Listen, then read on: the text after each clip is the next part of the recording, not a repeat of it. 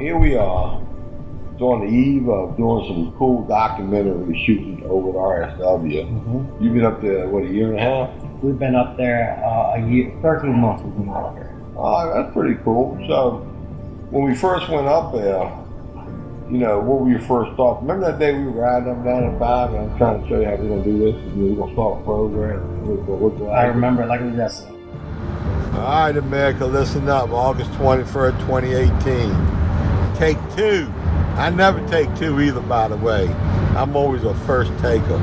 But I insulted Cricket, so we had to start over. Here we go again. You want to take three? You want to get moving with this? Anyway, going, man. We're en route to start a new jail program in Virginia, something McShin Foundation does really good. First step, you got to have somebody knows how to facilitate that message of hope inside correction, and Cricket, one of the best hope dealers I know. Step two, find a jail that's interested in implementing an authentic recovery community organization. Step three, line up the meeting and the appointment, go talk to them and get the logistics straight. That's what we're doing today. Anytime you go north on 95, you get traffic, don't you? Yeah, there's no way around that. Anyway, this is the things we go to and through to carry that message of hope to those in a correctional environment. Whatever it takes. That's right, whatever it takes. We would drive through the traffic, get drugs, wouldn't we? Wouldn't we? Walk through it. We'd walk through it. So it ain't nothing to go 100 miles to carry that message of hope. Actually, it might be over 100. Anyways, more later, America. Anything you want to add, Cricket? Nope. Are you sure? I'm sure. Pretty smile, nothing? Yeah. There you go. Handsome Cricket. Later, gang. Just knowing that somebody has been there automatically connects them with hope. And I believe in that strongly, and so I wanted to be a part of it, and that's in essence what our program is about. The recovery connection that we do here is also accredited through the Virginia Association of Recovery Residences, which is He does. Come on, man. What jail we in? RSW Regional Jail. RSW. What's RSW? Rappahannock, Shenandoah, and Warren. And you the superintendent? Yes, sir. I'm sitting here with the superintendent, Matt Lauer looking like, the second in command. Now I must admit, between you guys, I've never seen such beautiful radio faces in all my life, man. in one gathering. You excited about us coming in here starting the program? Absolutely. We've been waiting a long time to try to get something like this initiated for this facility, so we're very excited and hopefully see some progress here real soon. I couldn't be more thrilled, and I just met this fella, but you seem happy. I am. Very happy. Very happy. Yeah, it looks like a promising program. Looking forward to it. We're going to hunt down some local facilitator material, train them, and we're going to probably hopefully start in a few weeks. So we're all excited, we're motivated, and we got the green light. My man, anything else? No, sir. This is what it looks like, America. Anybody can go out and start a recovery, community-oriented system of care inside a correctional environment.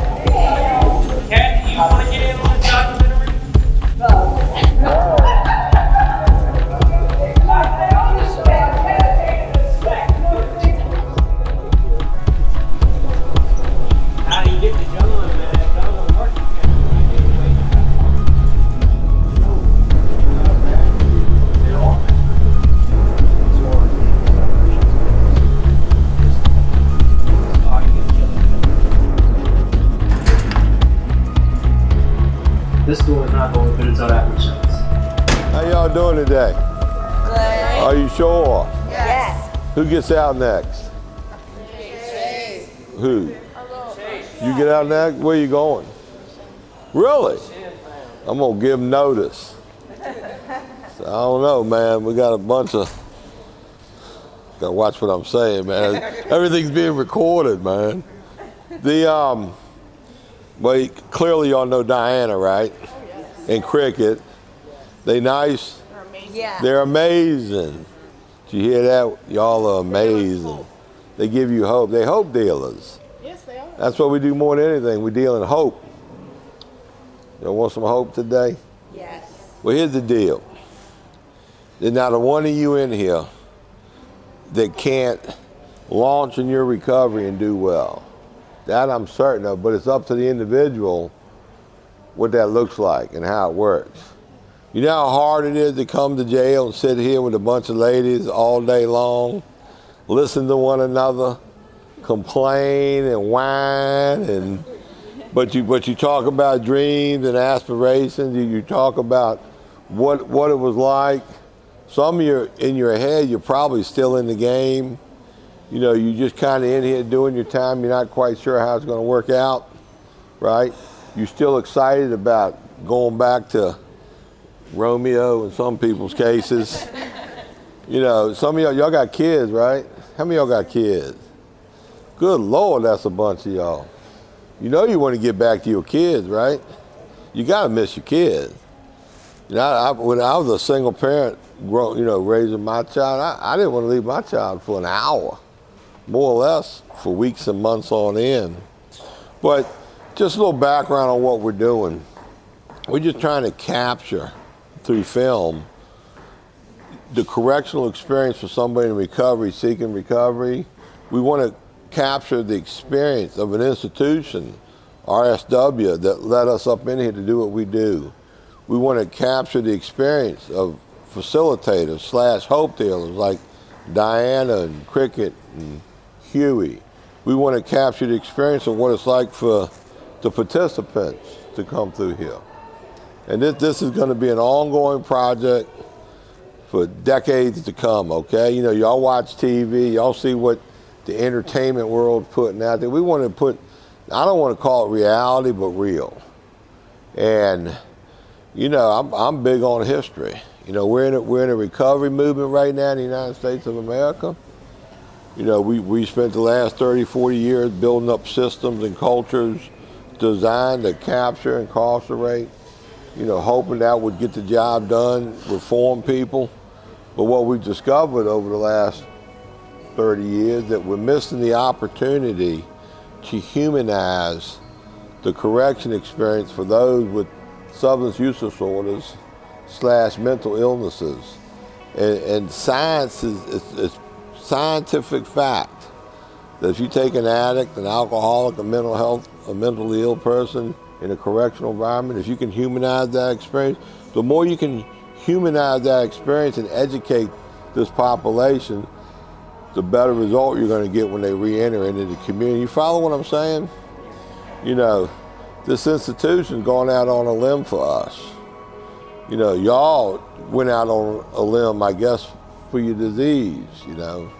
We agreed to come into this unit and act as one, come together, align ourselves with all the encompassed principles I just spoke about. And I know it's not easy, okay? I grew up with 4 sisters. You know, I can only imagine what it's like to be in here with 30.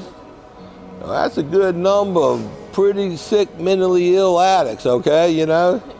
And you're not all on the same place in your life journey. A lot of you got different spots in your life journey. Some of you are younger, you're getting ready to launch and have kids and husbands and careers. Some of you are older, you feel like you blew your opportunity, or you just can't wait to get back to what you got left. But I know one thing for sure. If you're an addict like I am, you have the same disease I have, then if you do the same stuff I did to recover, you'll do just fine. That's Diana's experience, Cricket's experience, and there's 23 million Americans in recovery in America right now having this experience. Now, one of the things that we started earlier today was I was trying to talk a lot about happiness and what that really means for us, and how when we're many times in our addiction, that's the only coping skill that we have is really talk. And so trying to change that dynamic, I love the fact that he was able to bring out a lot of laughter. And that, I think, is one of the hope and one of the other critical elements for me in recovery is happiness. And for me, a a lot of happiness comes from being able to come into this body. You know that. I've said that several times. So I guess what I'd like to do at this point is go around again and talk about what you find in recovery that could help you maintain some health. Is that all right? Love So, You stand here a lot to hear this stuff a lot, don't you? You know, I've been in law enforcement for 16 years, and there's a lot of, I don't know how to say it, it's them, it's us, you know, there's always got to be that professionalism line. At the end of the day, we're all humans, and there's some very brave ladies in here telling some very hard stories. So you think it's a good program, working out good? You guys do good things. Good. Well, live and learn. Captain Miller, he comes in, like all these correctional officers, they stand in these units and they listen to the hope dealer, they listen to what's going on. And you know they got feelings, but yet they got to do their job. They all get to go home at the end of the day, but don't think for a minute they don't take some of this stuff home. And if you ever had a family member needed help and ended up in jail, you're going to be in one of these programs. I want to know what it feels like to be happy without being chemically altered, period. So my happiness is being able to find who I am, like Andy said, being able to find who I am again, to let go of all the stuff that held me back from being that woman or that mom, you know, that daughter that I should have been, and letting go of all that negative stuff. That's what I'm going to find out true happiness of. I couldn't go to a soccer game or cheerleading competition with my children or grandchildren without using drugs. So I'm very anxious to see what true happiness is. And I can't wait for that day to come to get out of here to find that happiness. Because I really don't know what it is right now. Oh, it's coming, girl. Hang in I'm there. very anxious. thank you for sharing. What the hell going on over there? Sound like an eruption. They just had that volcano, man. What does this program, what do you think of one word from this program? And we'll start here and we'll go right around the room. Life. Life. And future. Future. Success. Confidence. Hope. Recovery. Hope. You can't look how you look. Stop. Don't use the same word twice. Who? What? Happiness. All right, I'm deaf. Family. Family. Self-worth. Self-worth. Honesty. Honesty. Boyfriend. Determination. Who? Determination. I'll go back to you. I'm sorry. I said children. Children. Damn right. Good. You were listening, man. Freedom. Freedom. Gratitude. Gratitude. Success. Success. Faith. Faith. Newness. Newness. Finding myself. Finding myself. That's 2 or 3 words. Forgiving. Forgiving. Support. Support. Encouragement. Encouragement. Love. Love. Second chances. Second chances. Compassion. Compassion. Well, you know what? I heard nothing but positive things about what y'all getting out of here. I didn't hear no negative. Man, my hat's off to y'all. Can I join in? Sure. God. Brings me serenity to accept the things I cannot change, the courage to change the things I can, and the wisdom to know the difference. Just for today, keep coming back and work. If you work it, you die. If you don't, so work it and live. Woo!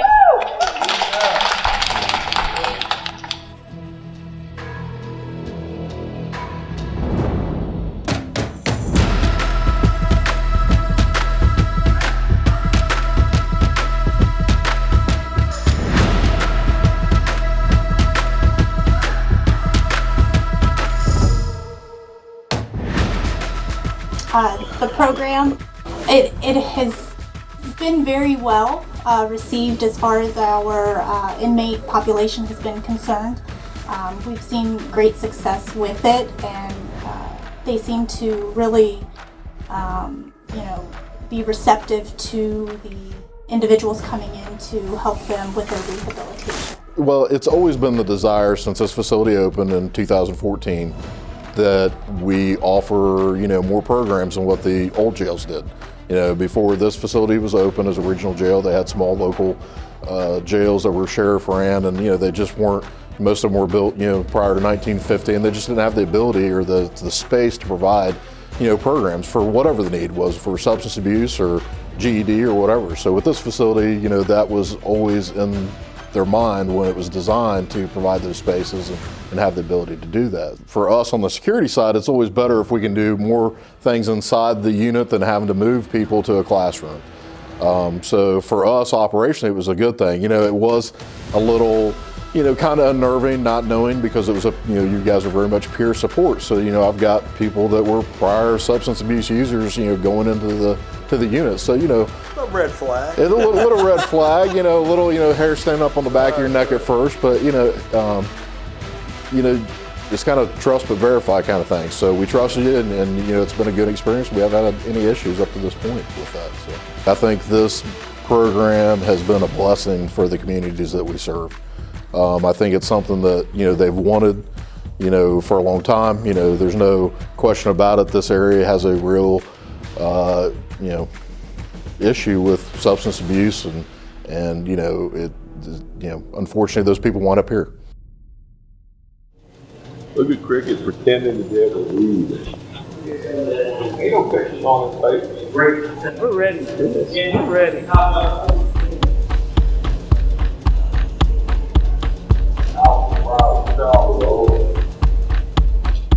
Welcome to the pod, y'all. Look, it's kind of weird in here. Y'all done time before? Y'all have been locked up before? You? And juvie? Hey, juvie's a whole lot harder than this. Hey, you ain't in juvie no more, boy! Always wanted to say that, man. Juvie's hard time, for real, man. Juvie's hard time, for real. Welcome to the pod, man. This is a different way of doing time, man. Hopefully you'll utilize the time that you're in here for however long that is. Hopefully you'll utilize that to where you don't have to come back again. And that's my story. Like, I was locked up most of my adult life until the McShin Foundation came in. They started a program exactly like this one. And I let some of that stuff sink in. And then when I got out, I got right there, dead center. And I ain't been bit by a shark in quite a while, man. What if I gave you $10 million to relapse today? Oh, can I keep my job? You know what? Fuck the job. Write the check. That's a reservation. I will use for that $10 million check. To be honest with you, I'll probably do it for $1 million. I might do it for half of that. I don't fucking know. But I do know this. I will use despite knowing that I got adverse consequences coming right behind it. My track record will honestly and accurately reflect that when I fucking use drugs or alcohol, any mood, Xanax, any mood, mind-altering substance, I do abuse it and I do suffer adverse consequences, and I mean sometimes immediately. The good news is, however, is that because I am no longer my disease's I ain't gotta do what it tells me to do. I want to, but I thank God I ain't got to. Like, I ain't got to, and y'all don't either, man. Y'all have been freed from the restraints of your active illness. Y'all, this is a brief refrain for y'all. It's up to y'all what y'all do with it. You can nourish your recovery, or you can nourish your disease. That's really the only two options you got. Ain't that what they tell us, D? If we ain't working on our recovery, we're working on our relapse. Yeah. This song is called Drug Money Part 2. It says, if I said I had no regrets, I'd be lying. It's hard to forget the multiplying of all the bread I made from serving all the pain. I got better sense, no denying. Way more intelligent, so defiant. I didn't see the jealousy that made me out for me. Who would have thought that I'd ever get caught? Now I'm doing time for the love of drug money.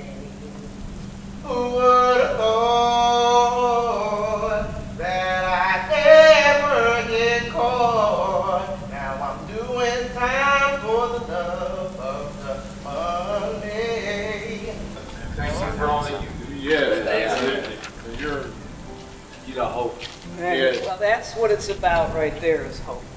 Right? So, real quick, I always talk about the fact that when we're in our addiction, that's what we know. That's the coping skill that we have. That's the only coping skill that we have turned to, right? So when we're down, we get high. When we're happy, we get high. That's the only coping skill. So I think that one of the most important things, at least for me when I come in here, is the fact that there is a different coping skill. A couple weeks ago I was feeling pretty down, and what happened? I came into here, and you guys gave me a shot of hope. You guys gave me what I needed at that time. That was a pretty hard time. So coming in here, and recovery for me is what it's all about. Recovery is what gives me my sense of hope, my sense of community, and seeing people embrace recovery is really important.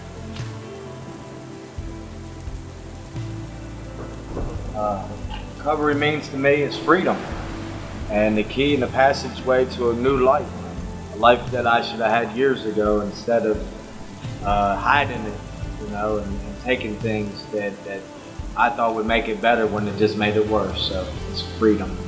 Recovery means to me that I can survive, and I can live without drugs and alcohol, and that it's taught me how to get down to my roots and my problems, so I don't have to live the way I was living before. What recovery means to me, man, is dealing with life on life's terms, not going for a substance to enhance how I feel or make me feel totally different. And I just want to be a good father to my kids and a good son. Recovery for me is to stop lying to myself about the problems that I do have, and fixing and being the solution for not only for me, but for my little sisters and my daughter and my family. We're all split up, most of our family's in here, and not lose this chance that I have and recover before it's too late. My name's LJ. Recovery for me is to go home and not keep coming back in here. Been here before? Been locked up before? Yeah, I just got done doing 5 years. Holy shit. Yeah, it's a process. Recovery means to me is being a better person than I was yesterday, and being a better father to my kids, and not coming back through that door again. Kevin from Baltimore in recovery, and recovery means to me a new way of life. Cool. To get closer for the Grim Reaper on the jack. Oh man. He's been close to taking my life a few times, I'll tell you that. One just not 4 months ago in a McDonald's bathroom. Really? Laid out for 10 minutes, had a 7-year-old boy found me. Yep. God, grant me serenity to accept the things I cannot change, the courage to change the things I can, and the wisdom to know the difference. Yesterday.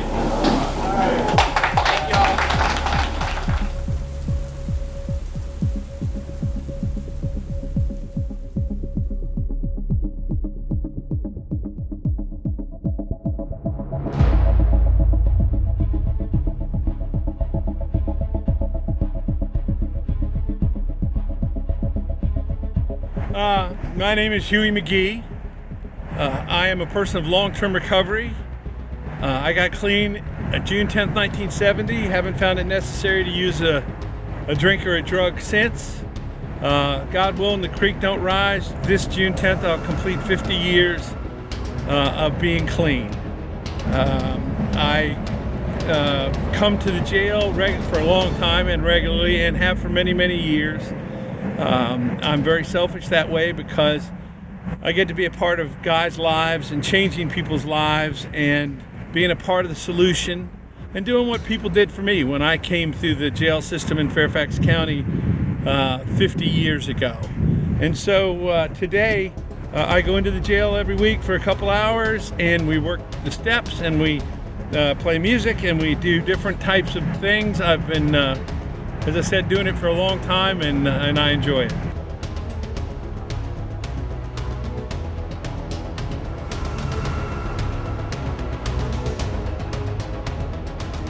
That is Paul's 1-year celebration poster. Man, what's that feel like? I see you over there, man. I've been working with you for almost a year now, man. I see you. I know you're getting emotional, man. That's a good f***ing emotion, though, ain't it? It's new. It's and a lot of y'all, a lot of y'all can identify with this. Emotions like this, like good emotions, that's new, man. It's scary. Yeah, of course it's scary because it's new. But don't it feel good? It does. I said, and the best feeling is, like I said, when I see somebody else grow. So I know you got to feel good, Coach. And Huey, when y'all come in here and y'all see us, because when I see these guys grow, it's like, wow. He got it figured out, man. He got it. He got it. And at the end of the day, Paul, we're in jail right now, right? And let me go on record. This is a large group of crybabies. Yeah, we all are. Yeah. That's good though, Paul. Hey, Paul, look, that's what we found too, man. That's what Huey is. That's what he figured out 49 years ago, man. And that's exactly what we found. And just like everybody else that we noticed in recovery, that's what we found. We get a joy from being able to help other people that are like us live like we're living. And I know, because I talk to you individually sometime, you write me a letter. You ain't write me no letters in a while neither, motherfucker, come to mention it. And I know, and I don't know if y'all really know this, but I'm telling you right now, man, y'all are his bread and butter. He talks about how good and how proud and how this and how that he is of y'all every fucking time I talk to him in private. So good. That's what keeps us going too, man. And I like to say sometimes I'm real hard on Cricket. Oh no, he's a fucking tough guy, man. I mean, if y'all think I'm writing him to tell him something good. Oh no, he ain't fucking. They ain't love letters. I can fucking show you. But at the end of the day, look, he came in here one day and he sold me some hope sitting in the corner. You know, that changed my fucking life. You know what I mean? And I want every one of you to get that same opportunity that I got that day sitting in that corner. Because the way I feel today, most definitely ain't the way I feel a year ago when I walked in this pod. You're right. I mean, you know what I'm saying? I want everyone to get it. What I write to, that's what I want. You know what I mean? I don't want anybody, like I said, no, I don't want him to be a cop. I don't want to be a cop. We got a cop. I want him to be the hope dealer like he was for me the day he walked through the door. You know what I mean? And with Huey, I'm going to keep this real. Huey's who I strive to be someday. Good. You know, I mean, in 50 years, if I can make it another 50, I want to be like you. I'm just going to say, look, he comes through that door every day happy. Mm-hmm. Hey, look, since I've been born, I can't remember a day I was happy until I got this room. Good. And that's, you know, that's don't forget it neither, man. And look, and that's the whole idea, man. And I don't know, Paul, do you know this or not, man, but have Paul given anybody in this room any hope at all since they've been in this room? That's the whole program, man. That is the main ingredient of our program. The therapeutic value of one addict helping another is without parallel. There ain't nothing else that can compare to that for us. So you're doing it. You're doing good. You keep it up, man. I can't wait. I'd like to see what he does for your second year. I'm sitting on the edge of my seat now. What the is going to happen with year 2? You missed the video. We had a video. I heard. Yeah, of him. In the video, yeah. I heard. A music video. I'm coming out. Yeah, okay, all right. I want the world to know. Yeah. All right, good. And we was going to a dance. I'm just saying. He danced. I danced. The rest of them were cowards. Yeah. They're all cowards. The rest of them uncomfortable. Me and Paul, we rolled it out, didn't we, baby? Come on. Let's do it. Yeah. We rolled it. All right, I'm just watching you. We just hanging out, watching you for the rest of your. We got caught up. We got caught up in the admin office. Right. These are the good men that started this program, man.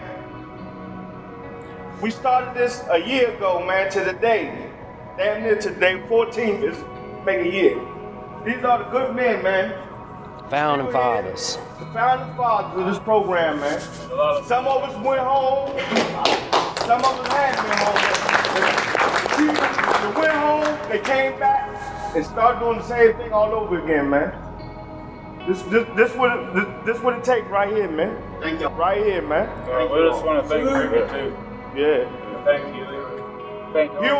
Huey is, man, our biggest inspiration around here, man. All of us want to go out to a beach party. Yeah, all right. Live in that big house you got, man. That's what we strive for. That's what we strive for, man. Thank y'all, man. And let me just say this for what it's worth. You thank us, me, Cricket, and everybody else. But you gotta understand, I don't do this to be some sort of spiritual guy or something. Yeah. I do this because I want the cheese. I want highs beyond the highs that are available from any drug. Right. And I have found those highs in one moment with Paul, celebrating that year. And I want you to know that every one of you guys, I'm going to work you like a mule when you get out of here. You guys will be doing service beyond your wildest dreams, and it ain't going to end. I will call you at 4 in the morning and say, you're going to New Jersey to pick everybody up. Pack up. Get in the car and pack up. Let's go. So we do it because we're selfish, because we want the good stuff, and the good stuff. This is the good stuff, man. And seeing a group of people that's absolutely committed to recovery. Since 1973, I've been going into jails. I have never seen a group like this. Beautiful, man. He's right. This is the good stuff, man. So thank y'all. Like, I know y'all thank us, and I know because I remember, like, when I was sitting in these seats, man, I know how grateful I was for the people that was coming in, bringing me a message of hope. I know that y'all are grateful, but don't get it twisted, man. We're the ones that are grateful. We're grateful to be able to come in here and at least try to impact y'all's life in a positive way. I mean, I don't even know if grateful is even a good enough word to describe like what we feel. But thank y'all. Y'all give yourselves a hand for real, because y'all keeping us in the game. This program for me means I'm gonna have a life after this. Without this program, I probably would be back on the street when I get out, doing the same things I've always done and getting the same results. With this program now, man, I'm gonna have different results. I'm gonna have a life that I can enjoy, that my kids can enjoy, my family can enjoy. I can be the father, the brother, the son I'm supposed to be. That's really what it means to me. This pod to me means a new life. I came in here with all the wrong reasons, to be around, my friends, to watch movies and stuff like that. And luckily enough for me, I'm a scholarship recipient, so I'll be able to receive recovery when I leave here. I won't just be put out on the streets. And the things I was doing on the streets were not working for me, and I didn't come to jail to find recovery. I was just going to do my time, and I've never been into a recovery pod like this, and it's just allowed me to change my life and my lifestyle and get to the root of my problems so I don't ever have to come through those doors again.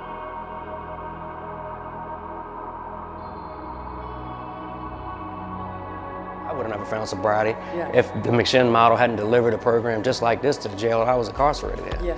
So I know for a fact that you need. And actually, those that have been successful in our reentry portion of this program, it's a two-part. We got this, which is a big part, but that reentry component is that's the huge part. Like that's what it is. I think so too. So those that have been successful in our reentry component, they've all unanimously agreed that thank you, McShin, for coming in here. Thank you, RSW, because we would have never known anything about recovery. We would have kept on living like we've always lived. So yeah, it's definitely. So what made you sign up? Oh, I was tired. I was beat down. I had just got done doing a year, and I found myself right back in there 30 days exactly after I got released. And I laid in there, and I was extremely depressed, and I was evaluating, like, what am I doing wrong? Like, what can I do different? And they told me that they were bringing a program facilitated by the McShin Foundation in there. And I said, you know what, man, I got to do something. I got to try something different, but my way ain't working. And, I did. And that program works. Our data-driven statistics say that program at the jail that I was incarcerated with decreased recidivism rate by 41% that first year that we were in operation over there. So I know this one works because I designed it, and I designed it based on that one that changed my life. So.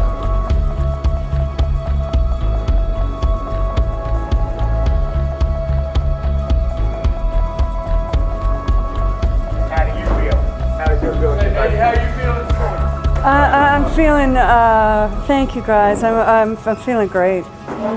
As always, I I'm just so inspired. I think it's really difficult to stand up and tell your story. I think it's difficult to feel your feelings. I think it's hard to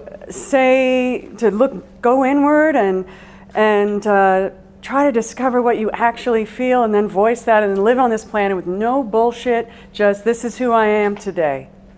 We've never been in this moment, in this age, in this room, and everything we've done before, everything we've learned is don't show your feelings, don't tell your story, put a big shell on, walk around the world with a mask on, and anything other than that, you'll be vulnerable and you'll probably get hurt or maybe killed.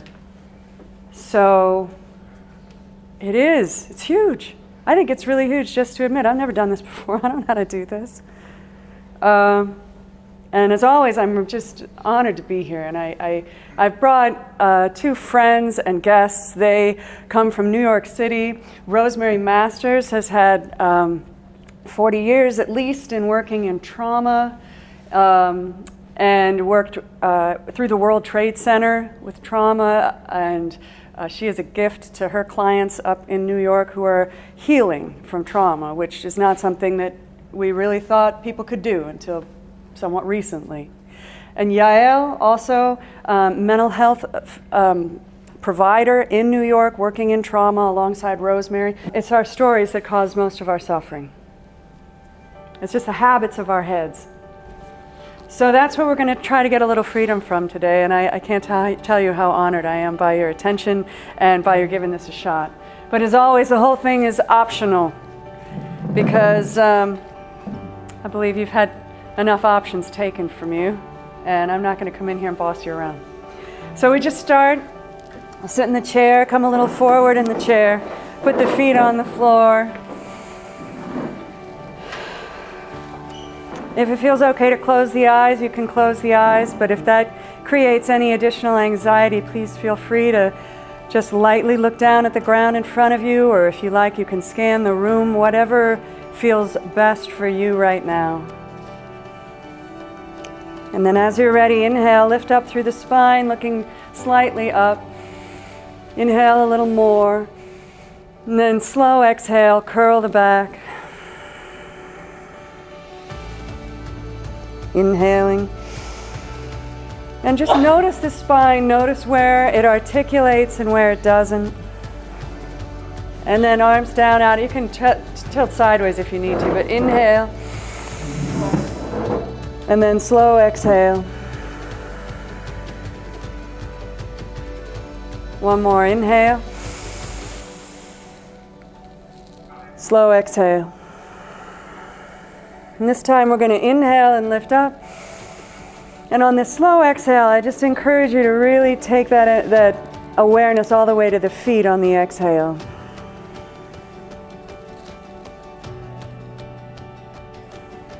On the next inhale, hold the breath. Take in more air. Take in more air. Slow exhale through the nose and release. You know, that sigh of relief is a real thing. All right.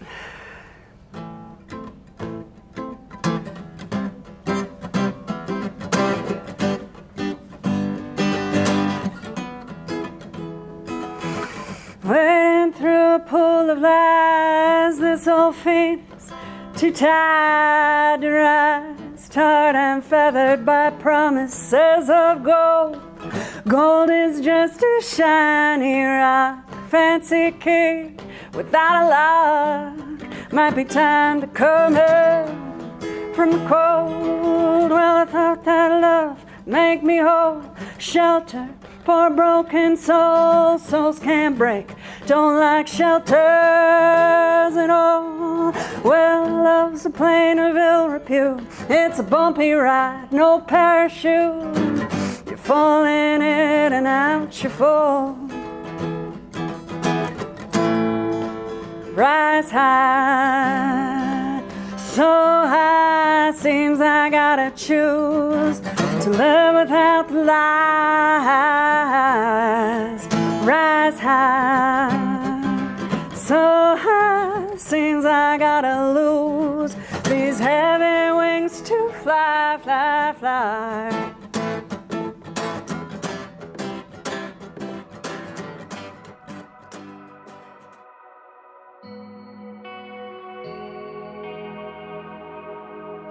Hey Cricket, what are we doing here this morning? Well, right now we're waiting on one of our participants from the program in here to get released, and she's being transferred to the McShin Foundation in Richmond to participate in our intensive residential program. Hopefully, continue down the path to a new way of life so she won't have to come back anymore. At the jail at 7 in the morning. 7 a.m. What's Coach Smallwood think about it? Hey man, I think it's a beautiful thing, man.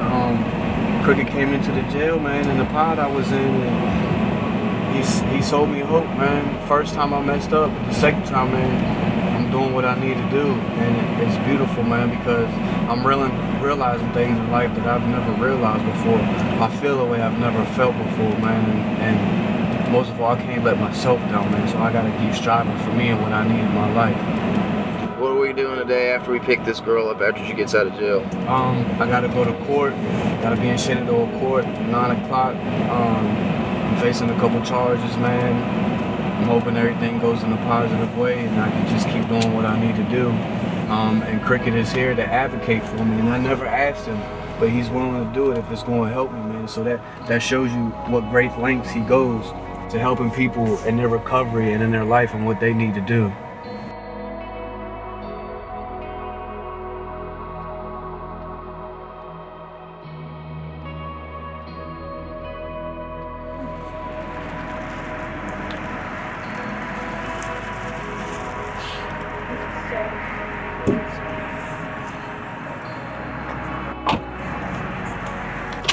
We gotta go to Shenandoah court.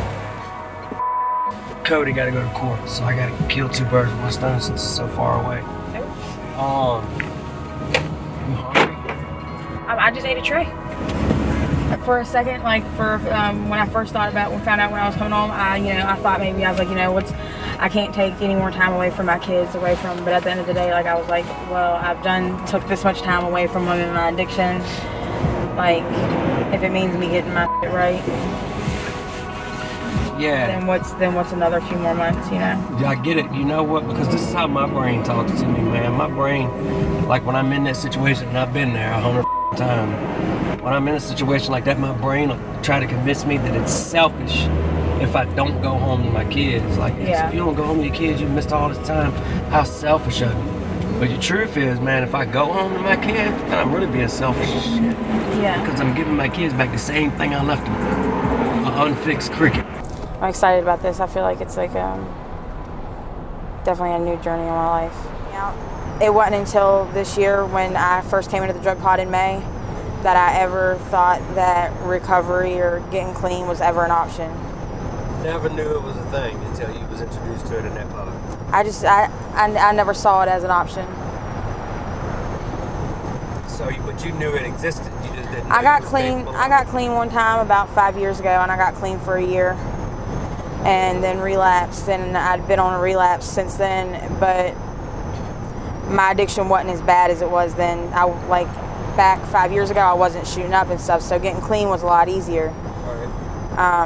When I relapsed and I started shooting up and stuff, it got crazy now. So, I mean, the last couple of years, I didn't see getting clean as ever an option to pick from. I think that you being in that pod initially, the seed was planted, because I know, like, when shit started to hit the fan for you in your relapse, I know that you talked to the community service board up here. Yeah. Who then reached out to me. Oh yeah, I told him I relapsed. Yeah.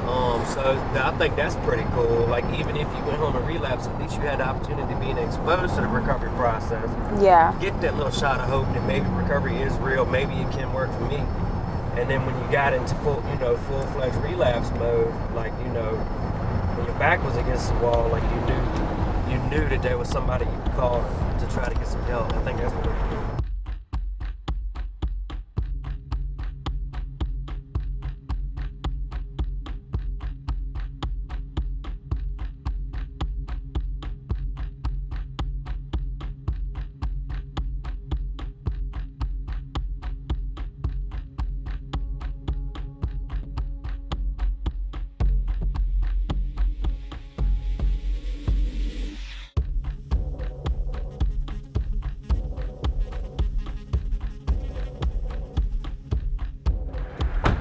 ride, man. Worth every second, though. We're going to go to our Hey, Jill. Okay, Jessie did Chase paper, and she's doing hers now. Well, I got a copy of the mandatory meetings and visitation policy. Have you ever been in recovery before? I've been sober one time for a year, about 4 years ago. Okay. Other than that, I've not done any. I've not been clean. I've not been into any treatment services or anything before. Okay. So at McShin, like what I like to tell people what McShin is to me, McShin is a place where it helps me build that foundation of recovery, right? So it gave me an opportunity to find out what my recovery pathway looked like, or what it was going to look like. Either NA, AA, Celebrate Recovery, Smart Recovery, you know. But I had to do the footwork, meaning I got introduced to the meetings. Have you ever been to an NA meeting or? Okay. No, only in the pod. Okay. All right, good. Well, you go to meetings, like I said, and that's where you will find that's where you start to learn what recovery is all about. How you doing? I'm good. How are you? I'm Jesse. I'm Chase. All right, welcome. I'm the Chief Operating Officer. Cool. All right. That's Bob. He's our next program director. Hi. This is Moses. He's our CSAC Hi. counselor. No. Good to meet you. She just Good to got out meet of you. jail, right? Yep. Okay. Great. Yeah. It is great. Geared up too, man. There's a lot of women here. Don't worry. You're not going to be surrounded by men.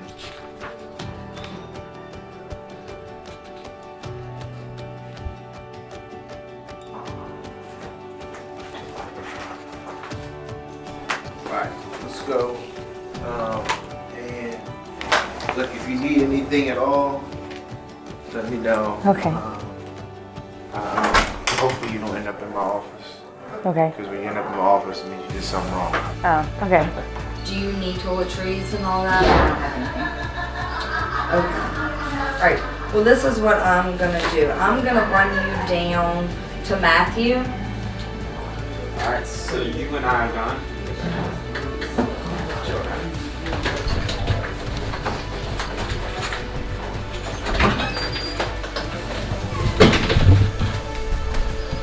This is where all the medication's kept, for the most part. Everyone has a house med box like over there. Everyone's personal med box too. And go ahead and drop in the box, shut it up, and you're all set with me.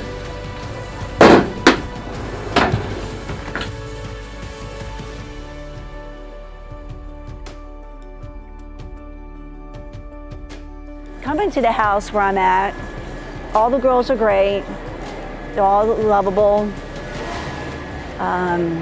We put the tree up last night, and we put the tree up. Everybody started getting in, putting the ornaments on, and it was just a beautiful thing, you know. So, and you know, if there's anything, I'm there every day up at the church, and if you feel uncomfortable, or you need to take a break, sad, this, that, you know, all you gotta do is just let me know.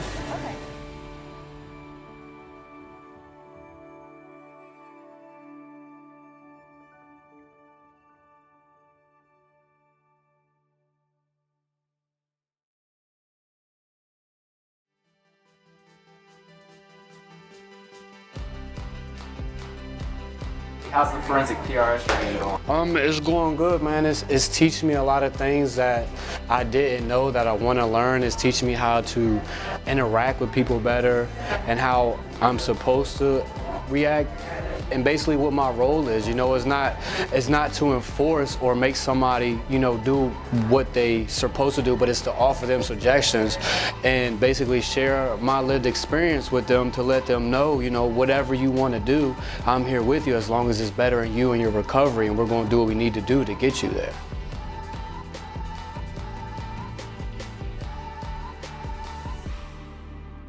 You've been here a minute, right? Today makes 22 days. That's a good time, man. How many times do you relapse since you've been here? None since I've been here. None.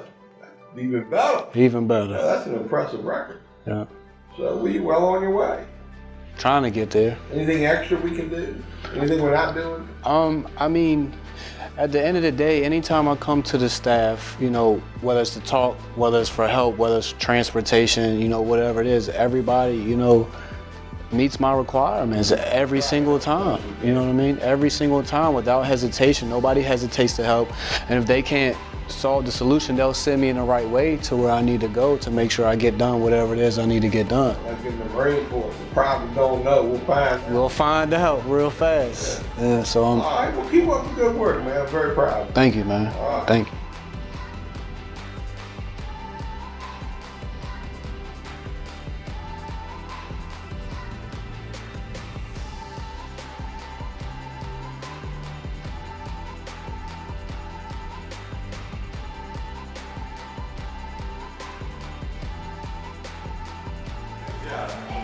Big Cody.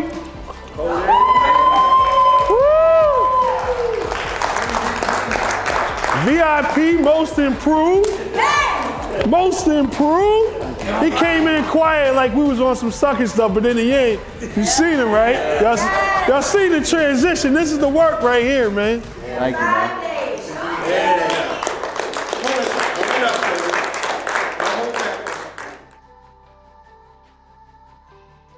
You know, this project, one reason the project's so important is it really demonstrates the value of authentic recovering people taking the initiatives to carry the message of recovery to people, places, and things that normally wouldn't get it or can't get it or any other reason why they're not getting it. But primarily in this case, if we can get access to these jails and prisons and help design and set up recovery-oriented systems of care within these facilities, where the facilitators themselves, they're all in recovery, or most of them, and they go in there and they speak to these people and they do what we call, give them a hope shot. You know, we're like hope dealers. We deal in hope. And hope is probably the most important component of any recovery program. That's what specializes us, is our lived experience, that if we can get inside and talk to these folks. But there's a lot of problem in America with that right now. We have a big culture problem in America. A lot of our culture, they have systems designed, they have barriers, they have inequity in resources, a lot of problems. So here at McShin, we try to address all these issues.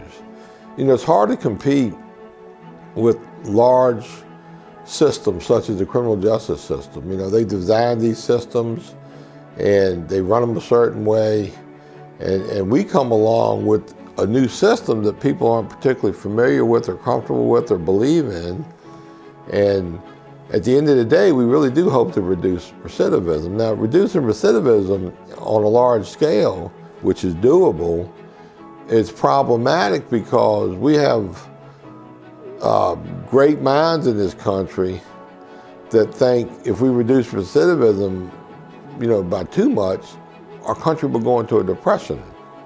You know, and I read a lot, and you know, this guy wrote an article in 2007, Mr. Burko, and you know, here's the article, but the gist of it is they create a large portion of our population that wants to do things a particular way, which isn't always the best way. It's not the most inexpensive way. It doesn't get the best outcome for recovery. It's just a problem. And we got other people in the country, really great minds, like Dr. DuPont.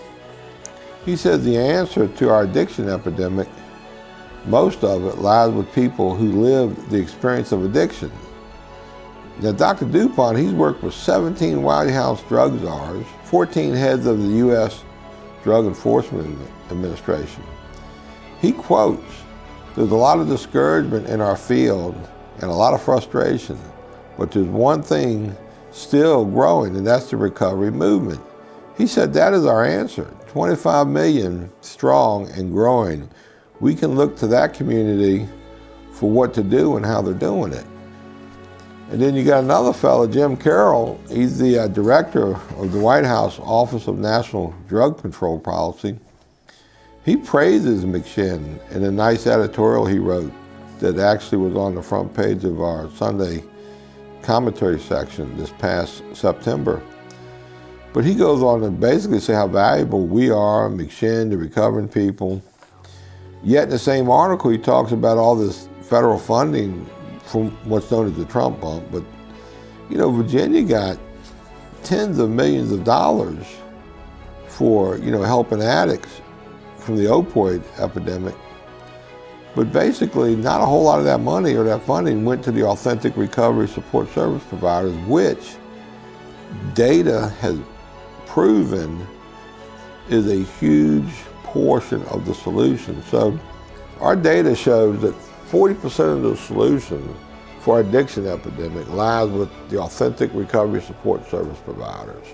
40% reduction in recidivism, 40% reduction in emergency room visits, overdoses, and we're doing that at a fraction of the cost of what the taxpayers are currently spending by way of the politicians and bureaucrats on these other systems that have been up and running for decades. We need to think more of let the recovering people help shape policies. It's almost ridiculous the way our culture is continuing down this rabbit hole that we'll never get out of. You know, we still have an addiction epidemic in this nation. Recovery is still the #1 solution to addiction.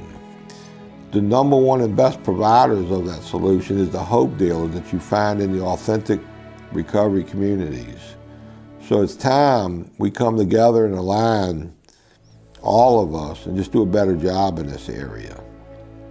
So I agree with Dr. DuPont. The solution lies with the recovering community.